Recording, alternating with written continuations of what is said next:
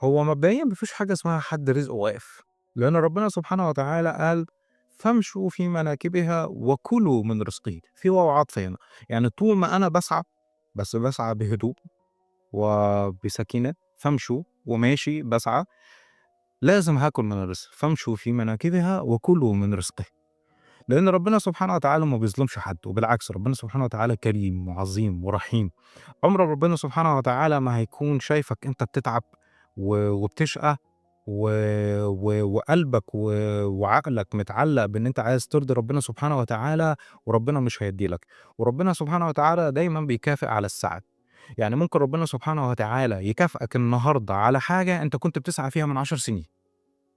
عمر ربنا سبحانه وتعالى ما بيعاملنا بالندية أو بالمثل، لا ربنا سبحانه وتعالى بيعاملنا بالرحمة وباللطف. فبالتالي أنا كل أمّا باتعب حتى لو ما لقيتش من ورا التعب اللي أنا تعبته ده حاجة النهارده، أنا بابقى متأكد وحاطط يقينًا جوايا إن ربنا سبحانه وتعالى مش هيضيّع تعبي ده هدر، ولازم، لازم، لازم ربنا سبحانه وتعالى هيكافئني على السعي اللي أنا سعيته ده.